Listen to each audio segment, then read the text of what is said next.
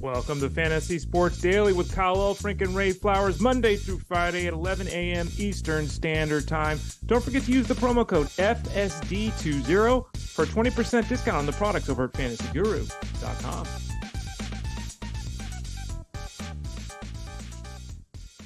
Good to have you in on a Friday edition of Fantasy Sports Daily. Kyle Elfrink Ray Flowers, and it appears a version, an image of Jeff Mans. Is that all we can hope for today, Ray Flowers? Yeah, unfortunately, like I said, Jeff is here not only in spirit, he's actually over my shoulder here. So this is Jeff Mans being with us today. He had a family situation. His wife has been sick, so he's been dealing with family stuff. So unfortunately, he can't visit with us today. We will get him on the show because now he's indebted to us because he didn't come on today. But we got him here in spirit as well as in photo behind me.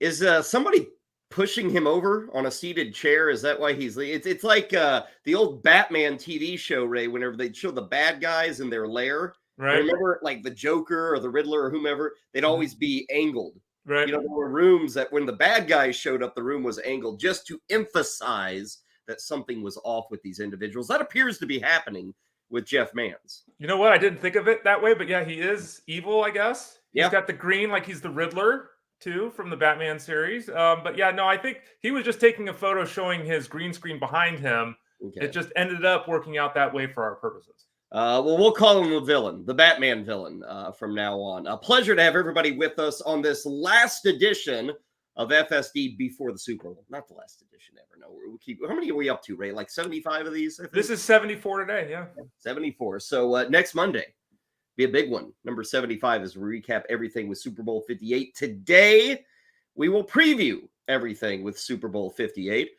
Tyler Buecher is set to join us in about 5 minutes or so. We will get a game preview with Tyler. He'll also, I'm sure, be willing to throw in a prop bet or two. That's kind of Tyler's forte.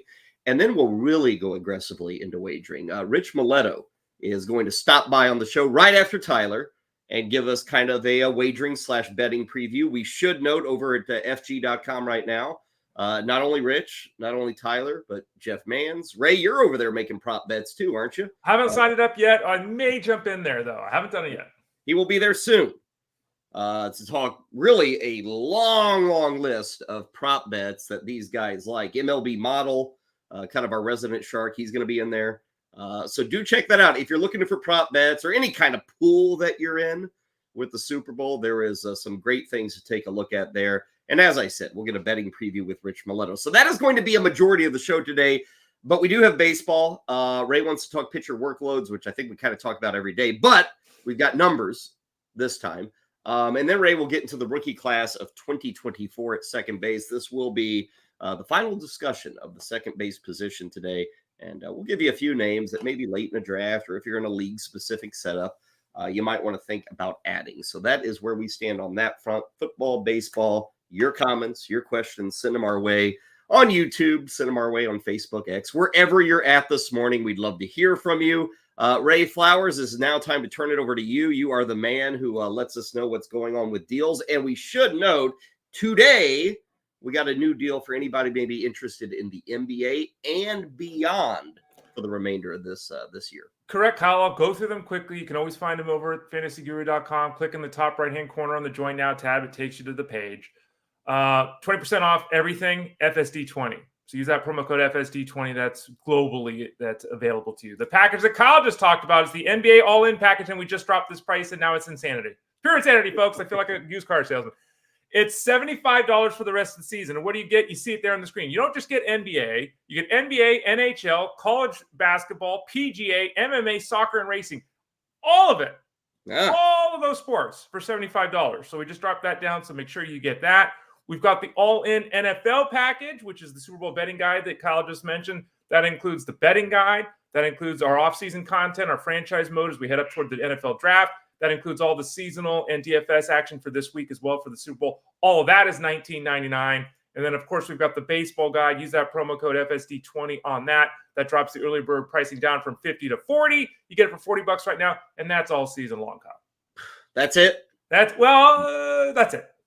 You know, that NFL package with the $20 for the Super Bowl betting sheet and then kind of the all-season franchise mode, DFS, all that. This offseason is going to be a fun one. And if it's a fun one in real life, it's a fun one at Fantasy Guru because there's going to be a lot to break down. And I think I saw Jeff Manns' write-up. We'll find a way to sneak in Jeff on the show, even though personally he won't be here.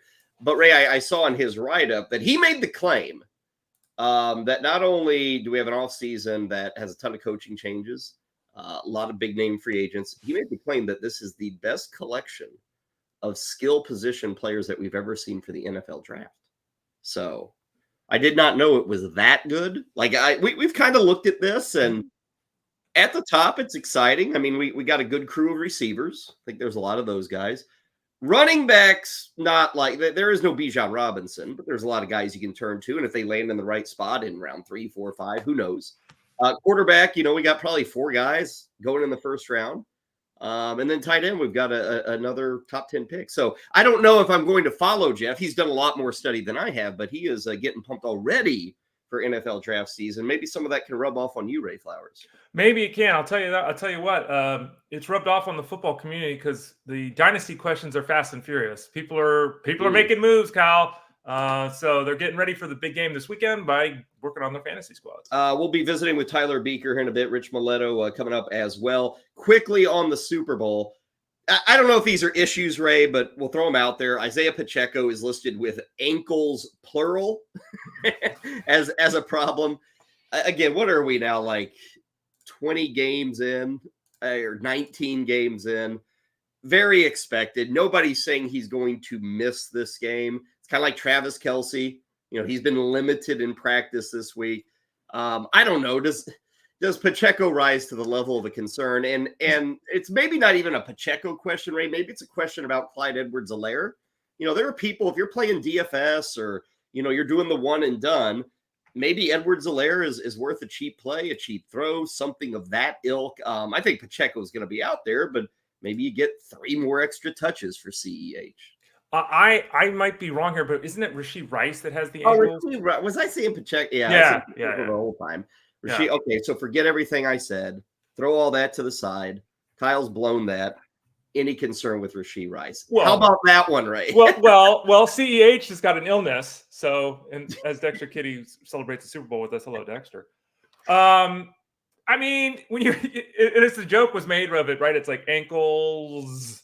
Like, who has ankles? Like, there's what did he? Everybody has 2 ankles, Ray. I don't. They do, but what was he? Was he ice skating and he tried to stop with both feet at one time and slammed into a fence? Like, I don't know. So I mean, at this point, I'm going to say it doesn't matter, but he's playing, right? Like he's playing. The question is, what is the value of this news bit? And I'm going to say it's very little. You shoot him up, you tape him up. It's a Super Bowl. Yeah, I'm not worried about that. Yeah, on the San Francisco side, again, the Kittle thing's kind of going on, but other than that, they're fine. Everybody should be good. So that is where we stand in terms of health, which is good to see. You want a Super Bowl where everybody's out there and both teams. The Thuney thing is probably a big one for the Chiefs. There's a slight chance maybe he's out there, maybe he dresses, maybe he gives it a go. But overall, we got 2 teams that are arriving at the Super Bowl mostly healthy, which is tough to do, but they did it here in 2023/24. Okay, let's dig into this game a bit more. Tyler Buecher is with us here on FSD to give us his thoughts. We love checking in with Tyler every Friday throughout the NFL season. So happy to check in for one more Friday here before this NFL season concludes.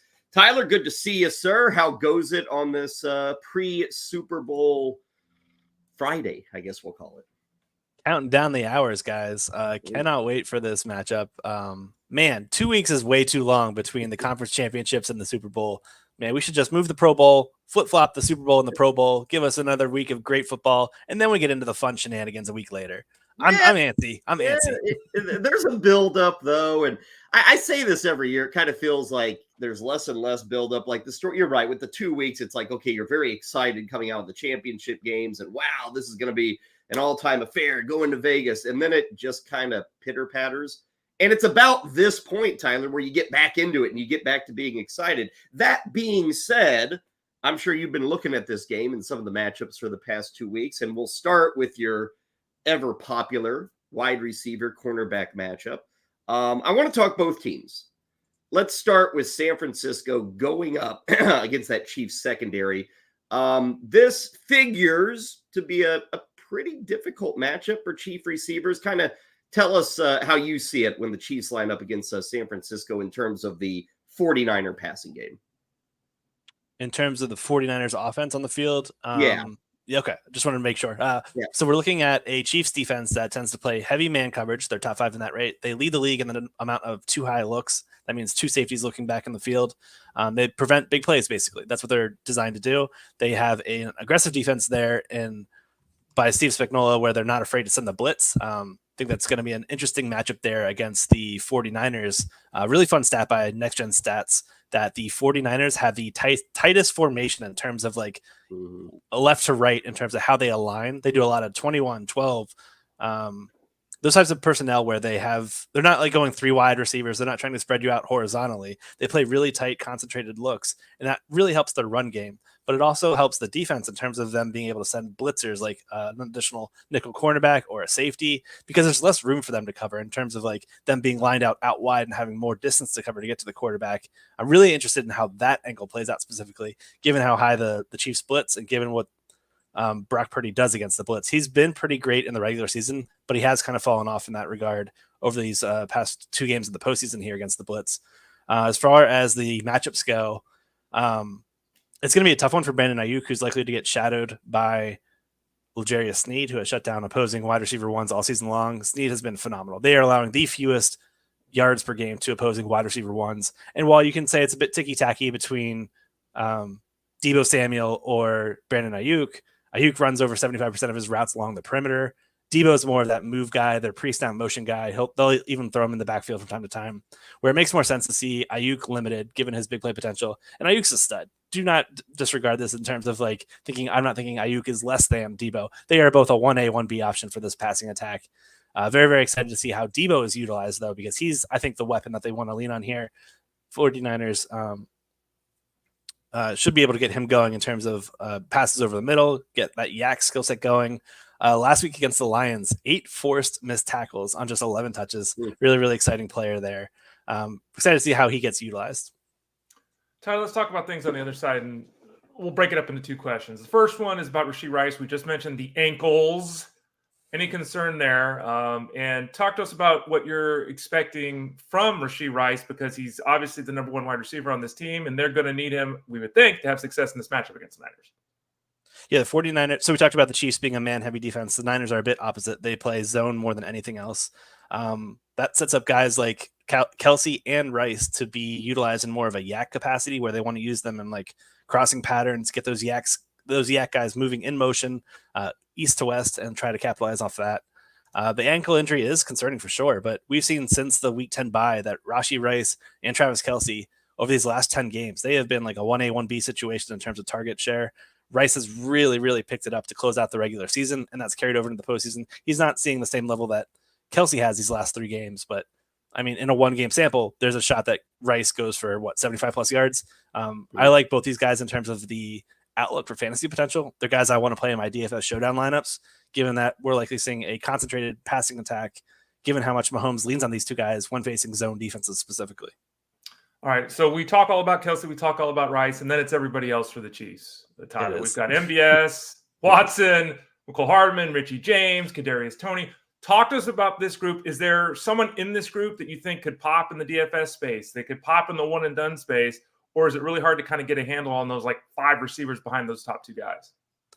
They split up the work quite a bit, and we've seen more of the Chiefs going toward 13 personnel, which is 1 running back and 3 tight ends. So they're going away from like the 3 receiver sets, the 4 receiver sets, trying to spread you out that way in terms of like an empty spread formation, and going more heavy. And that, I think, is going to play into the Chiefs if they wanted to get this game away with a win, because they'll need to get Isaiah Pacheco going. That is the softest path to defeating this 49ers defense, who has a great front 4. They rush the passer really well, but they don't send additional blitzers. So the 30th in blitz rate.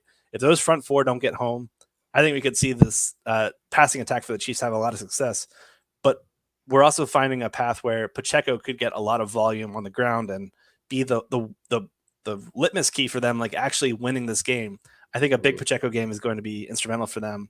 But as far as those ancillary guys, like it's really, really tough to buy any single player because they're all looking at like a 1 to 3 target expectation.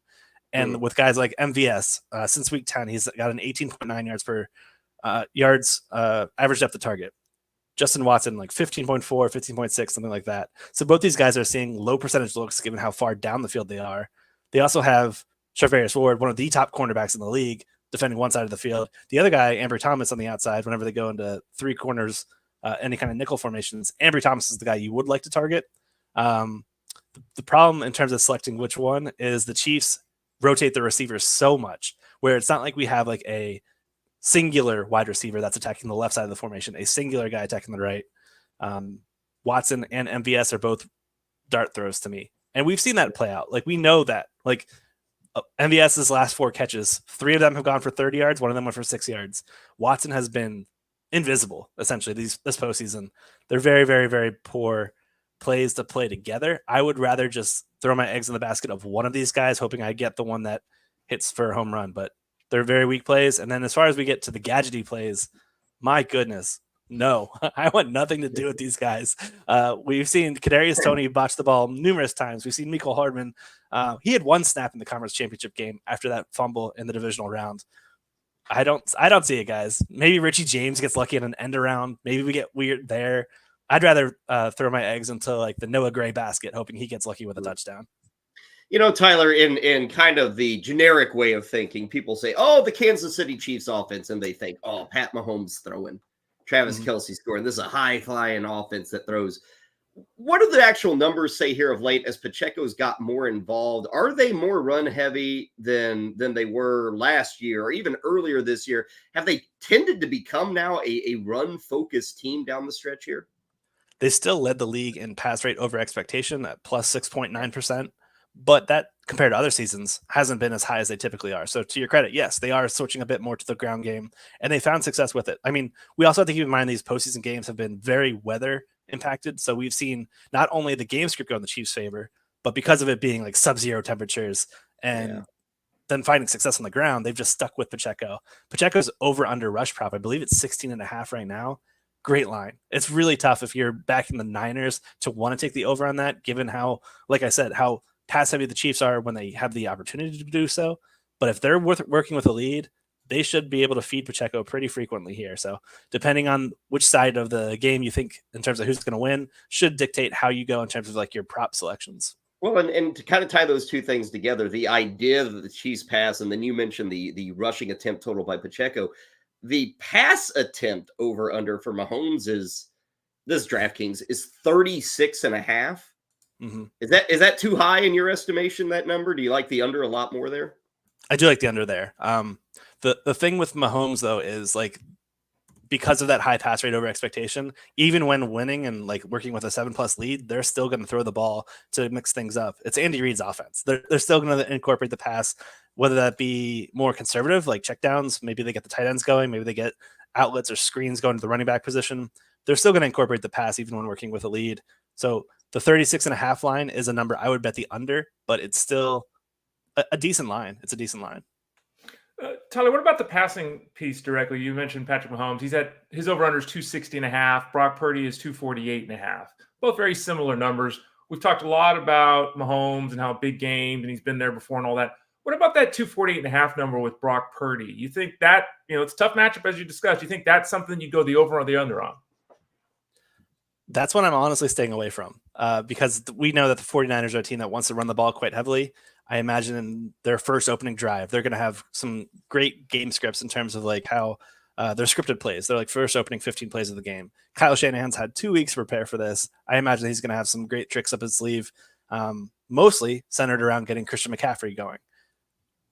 For that reason, we know that the 49ers are great at running the ball. We know the Chiefs' weakness is defending the run. They're like 32nd in ESPN's run stop rate, bottom 5 in multiple defensive run categories. If the 49ers have a positive game script, Christian McCaffrey could have a field day against this unit. Because of that, I don't want to take any overs on Brock Purdy's yardage. There's part of me, Tyler, that hears that, and I kind of agree with you, McCaffrey, and I'm thinking to myself, wow, we could be like 25 plus touches. Maybe the rare 30. It just sounds crazy. But that kind of plays out here. And maybe it's so much 49er rushing that we do get to see guys like Elijah Mitchell have a few moments here. If they don't want to push, McCaffrey up to 30 touches, Mitchell could be a guy maybe in line for 7 or 8 touches here on Sunday. I will push back on that because they've been saving CMC for this situation exactly. Like we saw in these past few games. Is 30 touches like something that you wouldn't be surprised by if we get there with McCaffrey? No, he's averaging 27 in these postseason contests. To see them have positive game script in the Super Bowl, they're not saving him for anything. Like, why not give it to your workhorse? I imagine that's probably a high number for him, but it's not outlandish given his. I think it is exactly 27.0 opportunities per game. So that's targets, not receptions. Let me clarify there. That he's seeing. One of those was boosted by a 12 target outing, but it's CMC, guys. I don't think we're going to see a big Elijah Mitchell game. Is he a must? Again, he's expensive as hell. But at DFS, if you're doing this one game showdown, does McCaffrey got to be there? I mean, is he going to be 85% owned in a lot of these lineups, you think? Yeah. Yes, he will. The only reason to not play him is if you're going with a contrarian option where I don't even know how to phrase it. Maybe you go with like Chiefs Pacheco as the captain, where you think Chiefs just get out to a massive lead, and Purdy's set up in a passing script where he leans on Kittle, Ayuk, and Debo more than we're expecting. And because of that, maybe CMC. I mean, here's the thing though, even in a trailing game script, McCaffrey is still likely to get 5 to 6 catches. So he's not like drawing dead completely. He has high rate of work inside the red zone as well. Even if the Niners get rolled and like they're playing from behind, there's a still good shot that McCaffrey ends up in the optimal lineup. He's not that good of a player. And he's playing behind one of the best offensive lines in that wide zone rushing scheme of Shanahan's that's been absolutely crushing it. Top 5 in so many marks against wide zone runs. And the Niners, and the Chiefs' run defense has really struggled against zone-specific blocking schemes. Tyler, Jeff Mann's here, the guy behind me. He picked the Chiefs to win this game. Who are you picking to win this game, and do you have a score that you'd be comfortable throwing out there? I have the Chiefs as well. I grabbed them money line as soon as those conference championship games ended at like plus 118. You can probably still get them like plus 110, I believe, is most books right now. Still comfortable taking that number. I'm going with the Chiefs. I agree with Jeff. I would take them. I'd rather take the money line than the plus 2 personally, just to get better numbers. Over unders 47.5, and I'm projecting like a 48 point game, 31-17 Chiefs. Should be a fun game. I imagine the Chiefs. I think they're going to have a lot of success, and I think a lot of it's going to be due to Pacheco. He's a guy that I'm very, very interested in terms of like maybe an anytime touchdown or grabbing 2 of those just to see what kind of odds you can get there. It should be a fun game, though. Yeah, and we're going to be visiting with Rich Maletto here right after you. We're going to talk all the wagers and stuff. But I know you're into this world, too. You just talked about your straight-up pick of Kansas City. Any other prop bets maybe lower down the pool, like something, a yardage total, a pass attempt total, or even something very esoteric like first snap of the game will be a pass? Anything you're feeling as you go into Sunday that you really like as a bet? Yes, really like Debo Samuel's receiving yardage over. I think he gets going quite a bit here. Like his matchup. I'm gonna have a YouTube video on that out shortly for you guys, and I'll give one other fun play. That's something I listed in our betting package, and it was shortest touchdown over 1.5 yards. So it's kind of a novelty play. So I only played it for a half unit, but there were 1,224 touchdowns during the regular season. 194 of those were just 1 yard or shorter in distance. That's 15.8%. So that means the large majority of touchdowns are coming from 2 yards or out. I like this play. The only way we probably see this fail is if we get like a defensive pass interference call in the end zone. They get moved up to the 1 yard line. It happens, but I'm willing to roll that dice, knowing that neither the Niners nor the Chiefs were particularly high in terms of their percentage of touchdowns that came from 1 yard or closer. So that's my favorite bet as far as a novelty one. I'm sticking away from the Gatorade stuff, the coin toss, the national anthem. Let someone else play those games. I'm going with more stat-based props. Maybe Rich Maletto will play those games. Maybe he'll handle the Gatorade shower. We'll see. Tyler, great time to get you on. Love the breakdown. Thanks for hanging out with us for 15 minutes here to kind of talk about the Super Bowl. Enjoy the hell out of the game and enjoy a little bit of rest, I guess you get when this season is over. I'm sure you're back at it probably sometime next week with more columns. But we've enjoyed the hell out of it all season, regular season, playoffs here at the Super Bowl. Can't thank you enough for jumping on Fridays this season. Yeah, thank you guys. It's been a blast talking these game script articles with you guys. I know it's kind of a data filled kind of segment, but it's fun and it's my favorite part of the fantasy football. So I appreciate you guys having me on. Hope you guys enjoy the Super Bowl as well. Yep, and you're very good at it. Tyler Buecher there hanging out with us, fantasyguru.com again.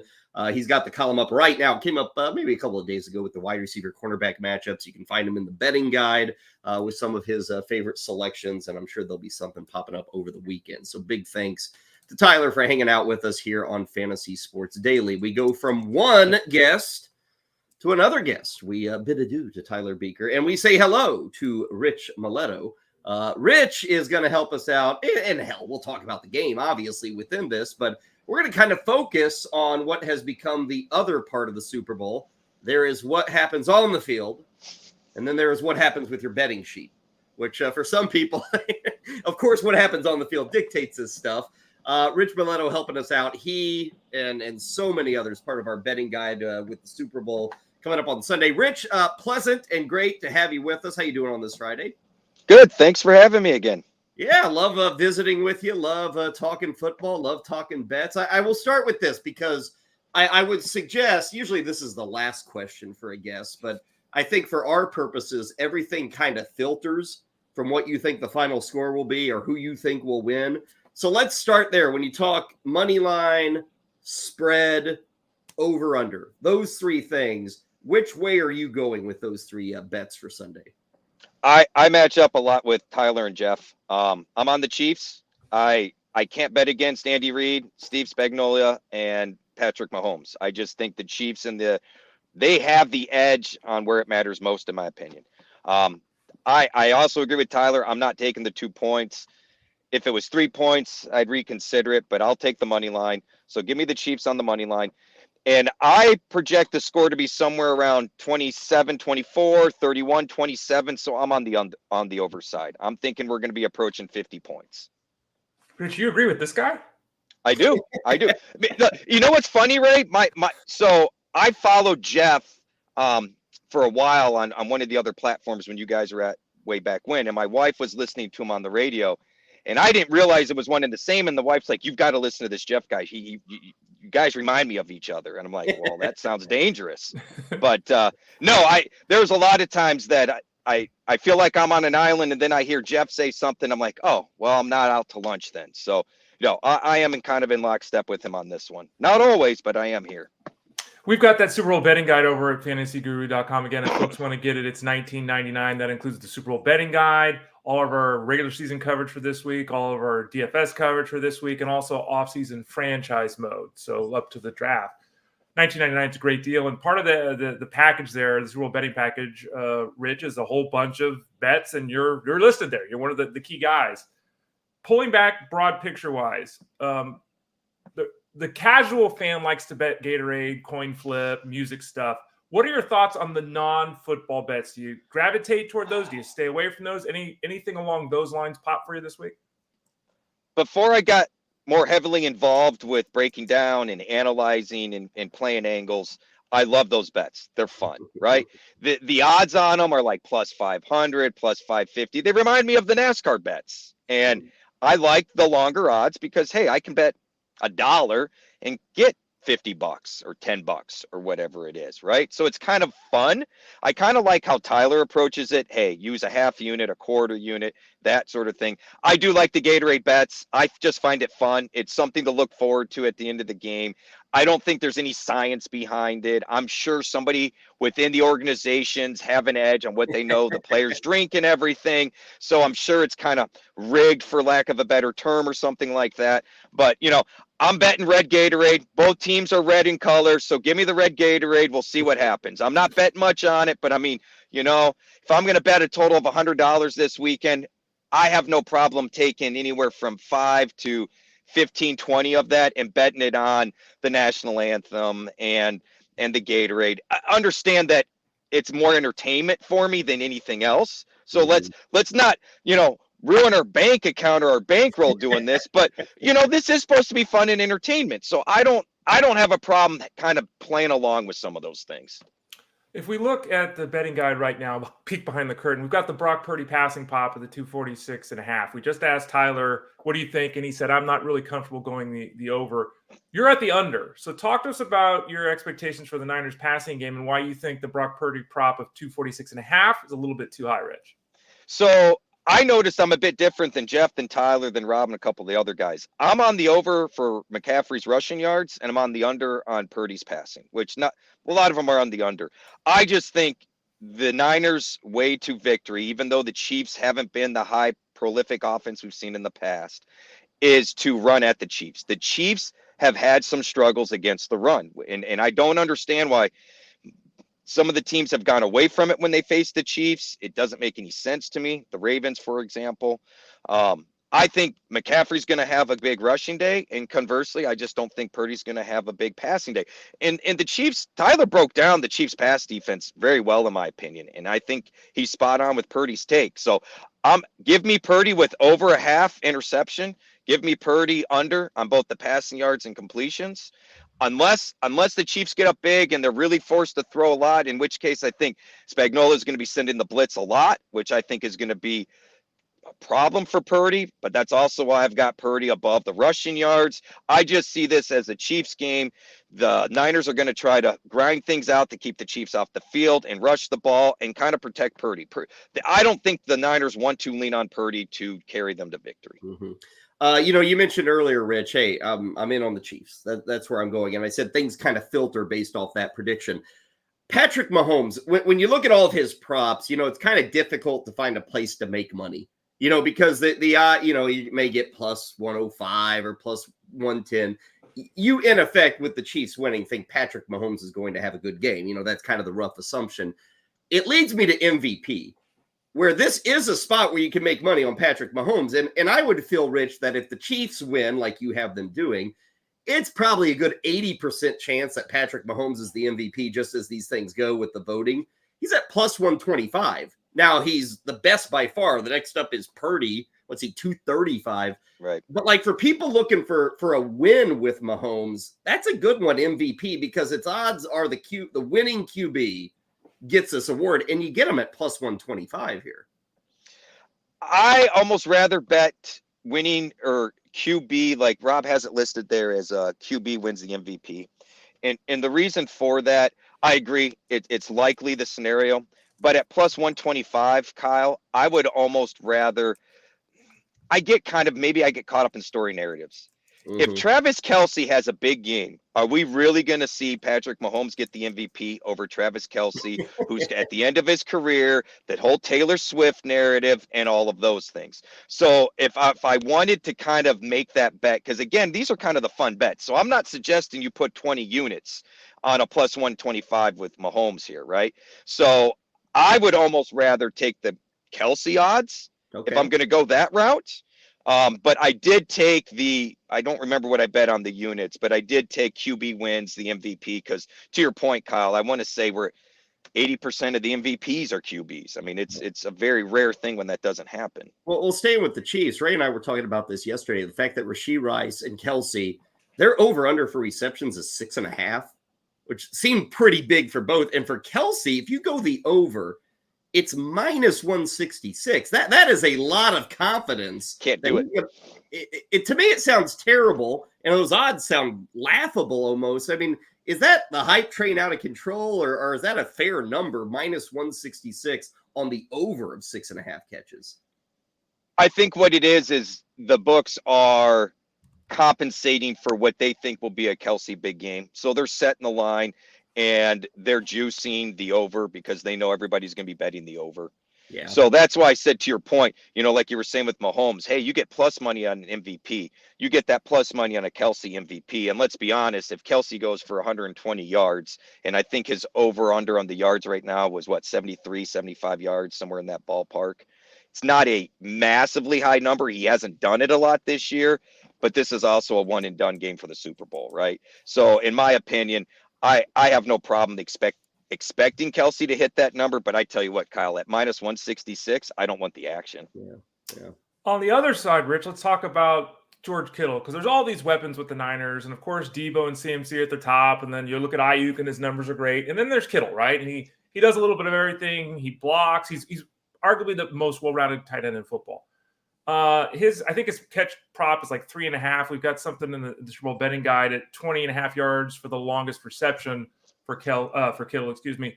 How does Kittle play into this, and anything with him stand out to you in the prop game for this weekend? I'm kind of over on Kittle on most all of his options. At least we had listed in the betting guide. Longest reception. I think I had him over on receptions and yards. Again, maybe I'm just kind of projecting too much of a story. Kelsey, Kittle, I think we're going to see both these guys heavily used. I really do. I think they're some of the most talented athletes on the field. We have seen when these teams need plays, those are the guys they tend to lean on. Mix in Debo, mix in Rice for the Chiefs. I'm on the tight ends. I think I will not be shocked if this Super Bowl, we talk about it being a tight end battle, that we see two of these gentlemen just really have some games. This is what they play for. And again, maybe I'm just projecting, but that's kind of how I see it. Would you love like a combo bet of both guys scoring a touchdown? If you could get odds on that, would you be all? Because I got you know what? Yeah, that's I hadn't thought about that, Kyle. And yeah, I mean, because you're right, the odds have got to be what, plus 700? I'm guessing somewhere in that ballpark. So to have a half unit bet or a 1 unit bet, yeah, I do kind of like that. Yeah. I mean, that's high risk, high reward type of thing. But yeah. Well, and along those same lines, there's long shots out there. I mean, you got things like I was just looking, a punt return for a touchdown is plus 1,300. There's these things that are well into the plus 1,000. Is there any, and again, folks, these are long shots. You can't sit here and say this is going to hit, but is there a long shot, I don't know, over plus 800 or maybe into the thousands that you'd be willing to get on in this game? Has anything kind of caught your eye through the week as you look at the odds?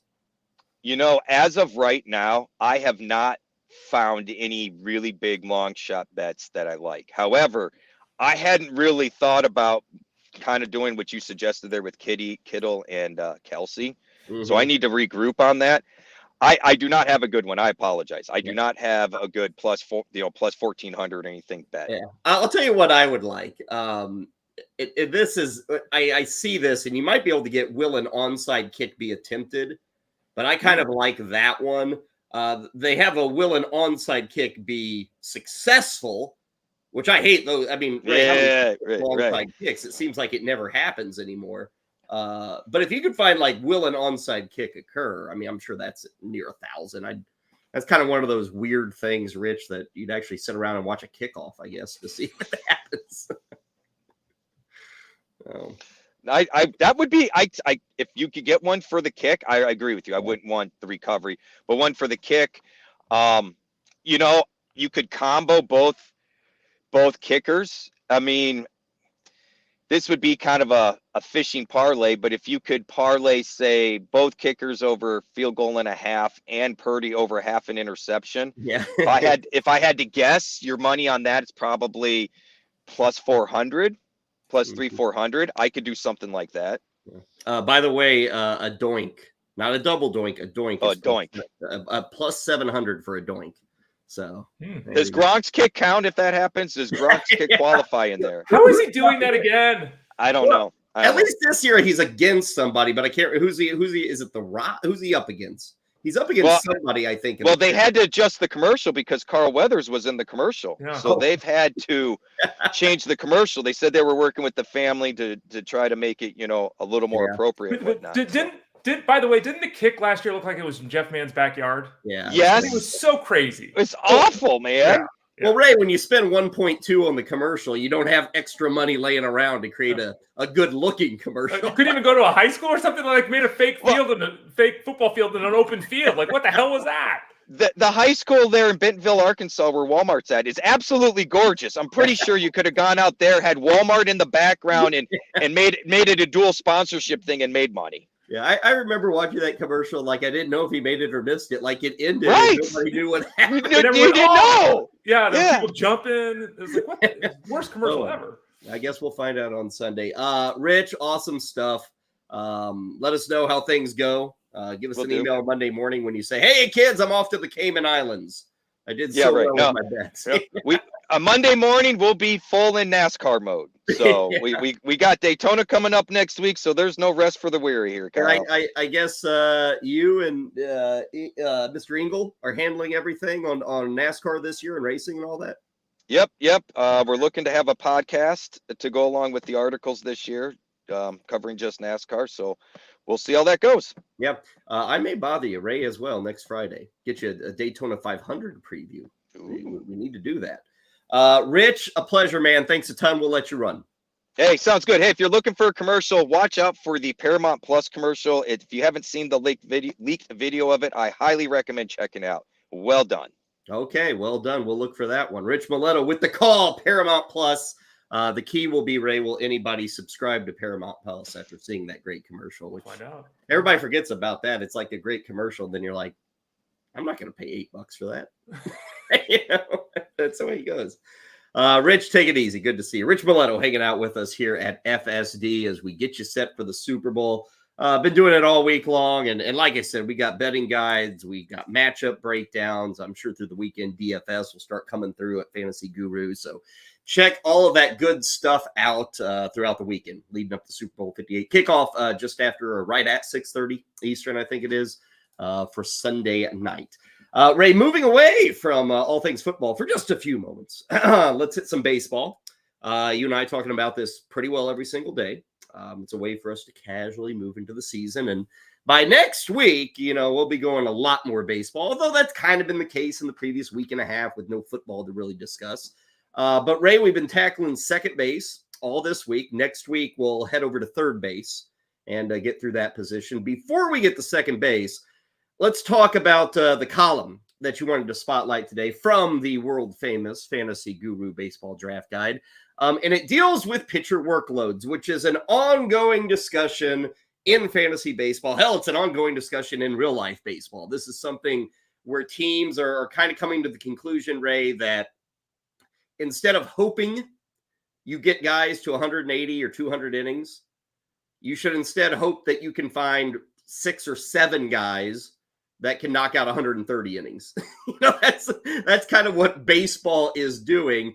And that has made it difficult for us in the fantasy world to kind of, I don't want to say figure out this position, but figure out how to emphasize this position and to understand that you're going to tear through pitching in a fantasy season just because you can't draft 6 guys and expect those 6 guys to be out there making 28 or more starts. It's almost impossible to be that lucky in fantasy baseball anymore. Yeah, it's very tough. And, the real reason is something we're all aware of. Teams have come to the conclusion, and they're safe in this belief, and the players are too, apparently, that you go out there and don't give us 90% for 7 or 8 innings. Give us 100% for 5 innings. Go. And so they go out, they max effort everything. They throw everything at 100%. The old guys will tell you, I kept something in the kitty, right, for the bottom of the 7th, and there's guys on 2nd and 3rd, and here come an extra 3 miles an hour. It's not how guys pitch anymore. And so the era, and the article over at the site has tons of data. It talks about, as you can see there on the screen in the small font, 200 innings, 108 innings, 170, 60. It talks about all the changes there over the recent past, how many guys reach those levels. There's a whole bunch of information in the article talking about times through the order. There's information in the article talking about which pitchers added pitches last year to their workload, which guys face the most batters per game. So it's kind of an all-encompassing look at something that, if you looked at the 2023 leaders and then you compared them to the 1993 leaders, the 2023 leaders wouldn't even be on the board. It'd be basically all the guys from the past because the game has just changed so dramatically. It feels like, Ray, the only guy that you could look at and say 200 innings is Garrett Cole. Like, that's the only guy that, there may be others that get there, but the only guy you can truly feel good about is Garrett Cole, which in early drafts we've seen, it's kind of a Cole or Strider thing. And I've seen Strider go before Cole in a few spots. Mm-hmm. How about you? I mean, the fact that the expectation, Ray, is Garrett Cole probably gets, I'll just guess here, 30 more innings than Spencer Strider, 25 maybe. Should Cole be going ahead of Strider because of that innings push, or is it still kind of a 50-50 for you between those two? Yeah, the last 2 years, there's 2 pitchers in baseball that have thrown 200 innings each year: Garrett Cole and Miles Mikolas. Good job, Miles. Okay, does that make him drafted? Do you have to draft Miles Michaelis, Ray, Well, because of that? 200 innings with a 4.3 ERA and a 1.35 whip. Yeah. No, I mean, I think it's a great question. I think that most people are siding with Strider over Cole. I think that, location, I think team, I think age, I think ascendancy, I think bigger strikeout totals. I think all of that tilts to Strider. I think with Cole, there's a little bit of a skills decline. And, when you're talking elite to just great, like, come on, man, he's still the number 2 or 3 guy on the board, I think, for everybody, Garrett Cole. But there's enough erosion there as the age goes up that I'm willing to take Strider ahead of him. And I think that you're totally right. If we end up in a scenario where it's 202 innings from Cole and it's 172 innings from Strider, you're going to want to have taken Cole. Yeah. I think the workload is likely to be a little closer than that this year, so I would slightly favor Strider, but it's very tight. With this pitcher workload stuff, right? Most leagues out there, 9 pitching spots. Mm-hmm. Let's say you're in a 12-team league and it's, 28, 29 rounds, whatever the number may be. How do you plan for this preseason? Like, is your draft planning for the pitcher workload to be down, or is that an in-season thing that you just gotta, be ready to deal with week in, week out on the waiver wire? Like, are you loading up on pitchers just so you've got them and you're ready to go for the season? I'm not moving pitchers up because this is the way I see the global sphere is the following. Pitching is down everywhere. Like, there's not 25 guys that throw 220 innings and everyone else throws 150. Mm-hmm. Everyone is down. Like I said there, the new 200 is 180. The new 180 is 160. So we're talking about a scenario where the entire landscape of pitching is kind of moving together downward. So it's not necessary for you to say, I got to get 3 guys that throw 190 innings. It may not be possible to do that unless you bang them out at the start of your draft anyway. But everyone, because of the reduction in innings, it's kind of global. So I think it's still more about the skills. It's still more about everything else than the workload piece per se. Now you can start factoring in, and you should, where are these guys at in terms of their development? Did this guy throw 120 innings last year or 160? What's the likelihood the team's going to add to that total this year? Those kind of things need to be factored in on an individual basis. But I think in general, I'm certainly not pushing pitching up. And I'm not aggressively targeting pitching because I think the universe is going down. And with the way teams are using, 6-man rotations and openers and bullpens and calling guys up from the minors, we got options to pick up off the waiver wire all season long because teams are having to roll through these things, especially when guys get hurt. To close, in 3 years from now, what is that, 2027? Will the 200 pitcher cease to exist? 200 inning pitcher? Is it gone, Ray? Or will there always be 1 to 4 guys kind of landing in there per season? I mean, has Garrett Cole suffered because he's thrown 200 innings? So I think to answer the question, there'll probably still be a couple guys. Yeah, I would think. Now, again, I could be wrong here because, again, this is, teams have decided these things arbitrarily. And you and I grew up, everyone threw 200 innings, just what you did, right? And guys made all-star teams throwing 200 innings. That happened.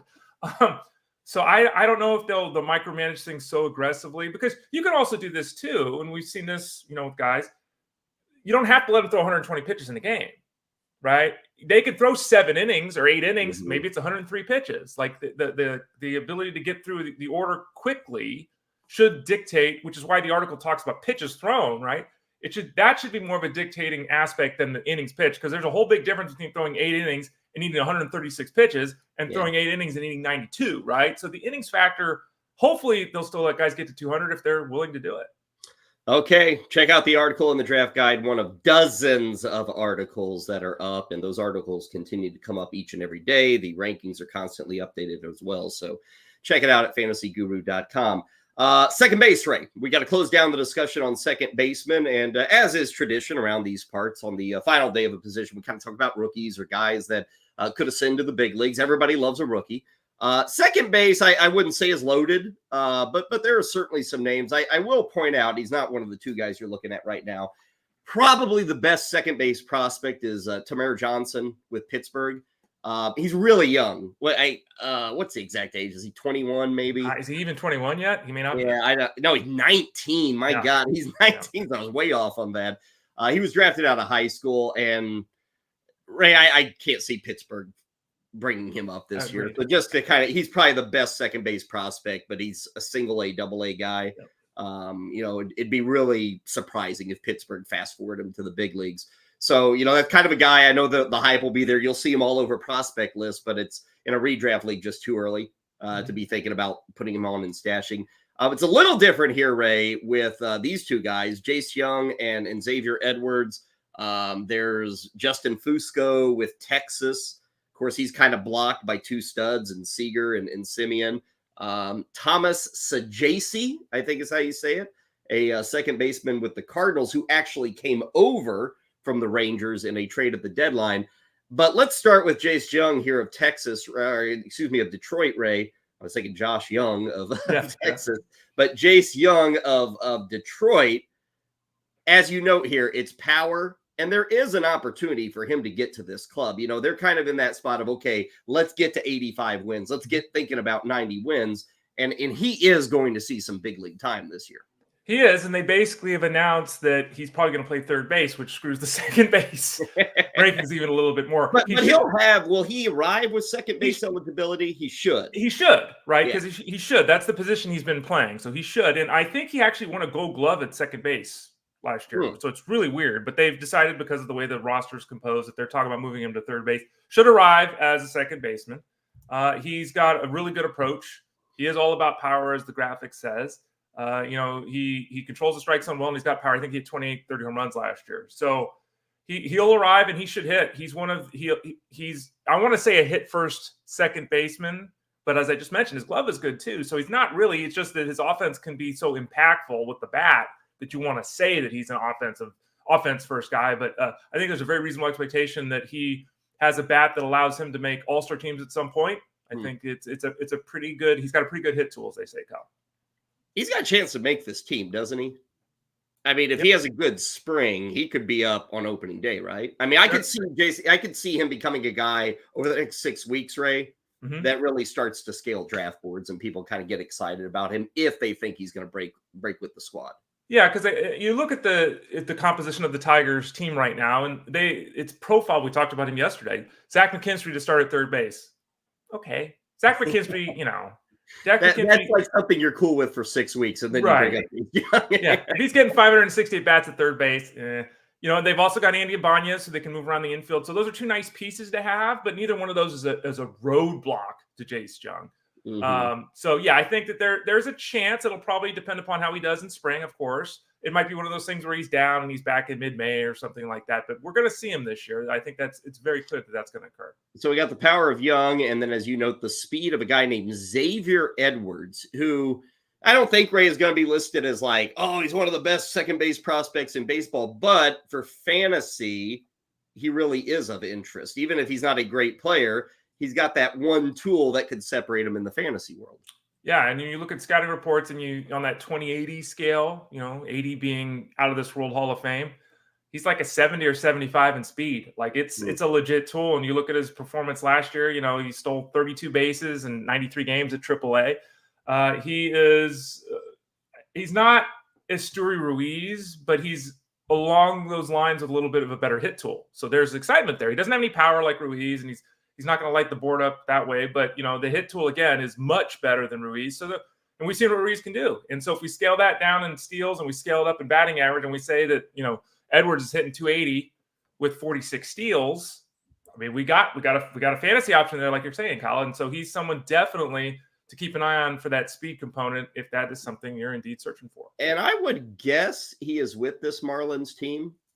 Coming out of camp, we actually got to see him for a cup of coffee last year, so the clock's already started with Xavier Edwards. The difficulty, Ray, is does he get in? I mean, Luis Ariz is at second base, and we talked about Ariz earlier in the week. Luis Ariz is 680 plate appearances. He plays. So I that's the problem with Edwards is, I mean, we're talking about a pure backup at this point with the Marlins. Yeah, and he is someone that, again, he's a youngster. He's 24, and he could be. Let's hope. I'm going to draw some bad parallel here. Vidal Brujan, who was with the Rays for years, another guy up the middle with speed, and we waited, and it never happened. Let's hope that doesn't happen with Edwards. But because of the fact that he doesn't profile as some great offensive force, to your point, he might be sporadically used at the start of his career. That's possible. Okay. That'll do it for our second base wrap up this week. Again, we've been talking about it all week long, started on Monday. You can always find these old shows if you want to hear more about second baseman or any of our positions. Now, last week was first base, the week before catcher. It's actually a great quick rundown. You can even just go to the part in the show that you want to hear us talking about those positions if you'd like. As noted, next week, third base is what we'll get to. Of course, Monday, we'll be recapping the Super Bowl, our final thoughts on all of that. And then, Ray, it's, batting down the hatchets. Baseball begins. Although, as Ray reminds us, he's been doing baseball since November pretty well, right? Actually, I cheated this year. I went the last week of October. So, yeah. But basically, since November, yes. Yeah, so Ray's in mid-season form. Thank God, because he'll get us all up and ready for mid-season form. As always, check out the draft guide and get it for $40 using that promo code FSD20. Check out all the other offers that are available over at fantasyguru.com. You see that NFL package, which for this weekend is critical with the Super Bowl betting guide. So do check it all out. $20 for that sucker. And you heard you heard Tyler and Rich talking about the betting, and $20, to invest in making you a better wagerer probably can pay off coming up on Sunday. Ray, have a good one. Final pick on the Super Bowl. What do you got? Yeah, I feel bad. We got them posted over at fantasyguru.com. I picked the Niners to make the Super Bowl when it started. I didn't think the Chiefs would get there. I ended up going the Chiefs, and I basically had almost the exact same score as Rich. I went 27-23 Chiefs. I'm going to go Chiefs in a cakewalk. How about that, Ray? 30-10. Oh, wow. Kyle, stepping out. Cakewalk, baby. Stepping out. All right. Yeah, I think, I don't know. Purdy may have some difficulties here. I don't know. We'll see. I hope it's a much better game than that. That's what I hope. Okay, Ray, have a good one. We'll see you soon. All right, Kyle. Thanks. Monday will be the day, 11 a.m. Thanks to everybody hanging out with us today. Enjoy the Super Bowl. Enjoy all the food, the commercials, all that good stuff. And we'll catch up next Monday right here with Fantasy Sports Daily, powered by fantasyguru.com.